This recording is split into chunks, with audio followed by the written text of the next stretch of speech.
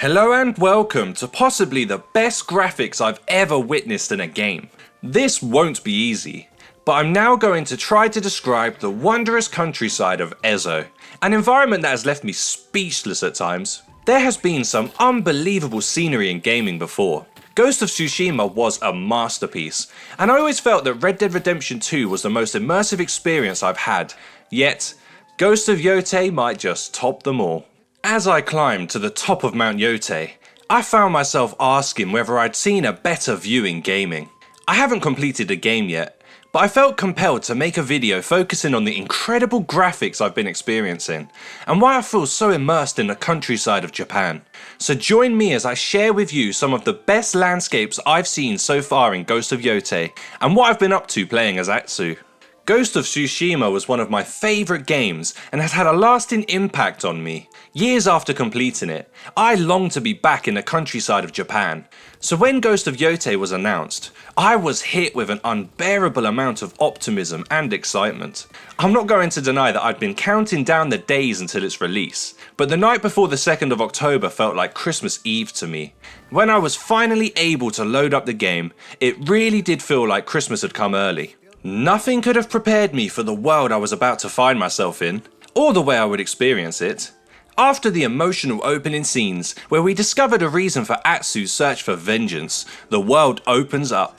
You can ride your horse in whatever direction you desire, and I did. It didn't take me long to remember the controls, and the time I'd spent waiting for the new game suddenly felt insignificant. Just like in Ghost of Tsushima, the Ghost of Yotei introduction is emphatic. As you ride down the hill, with Mount Yotei glistening majestically in the background, you're not quite sure where to look. The obvious place to start is the mountain itself, filling the landscape with the warm embrace of hope that we will probably end up climbing it. Then there is the vast degree of wildlife on show. The animals, from wild horses to birds, fill the screen with a welcome amount of dynamism. Mesmerized, I followed the white flowers down the hill, ensuring that I started the story with a burst of speed.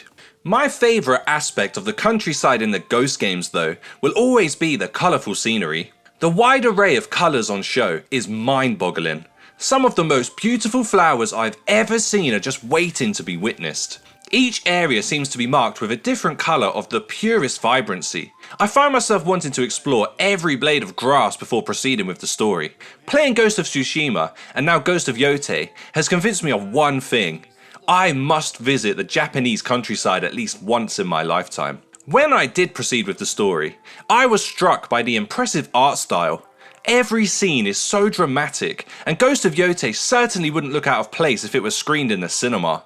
I think people use the phrase absolute cinema these days. The cutscenes look tremendous, and when you factor in the soundtrack, it's easy to find yourself immediately immersed in Atsu's revenge story. From what I've played so far, it certainly feels like almost every aspect of Ghost of Tsushima has been polished and improved to make Ghost of Yotei feel even more satisfying than its predecessor. Welcome to the future of gaming. Ezo is a remarkably beautiful place, but graphics aren't the only tool game designers use to immerse gamers in their world they've created. I'll cover the combat and story in more detail when I complete and review the game, but there are some activities I'd like to highlight here. Firstly, there is camping. In some games, camping means pressing a button to camp in the wilderness before your character sleeps for a certain amount of time and the game saves your destination. Not in Ghost of Yotei though.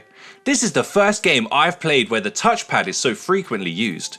You can practice playing the shamisen by strumming on the touchpad, or you can chat with wary travellers who may have information about the Yotei 6. My favourite activity by far though is cooking food on the fire by moving the controller up and down. You risk burning your freshly caught fish if you hold it downwards for too long, and you have to keep flipping your mushrooms to make sure they're edible.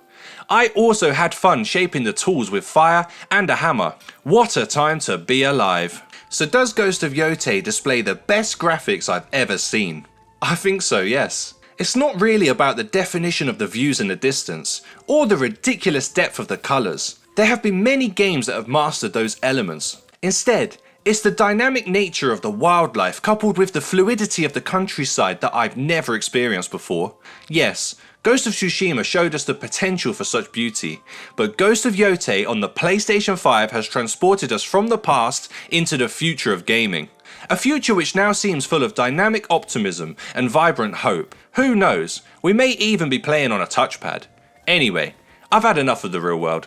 I'll be back in Ezo if you need me. Thank you for allowing me to express my enthusiasm for such a beautiful game. If you disagree with me, feel free to comment about any games that you think may have better graphics.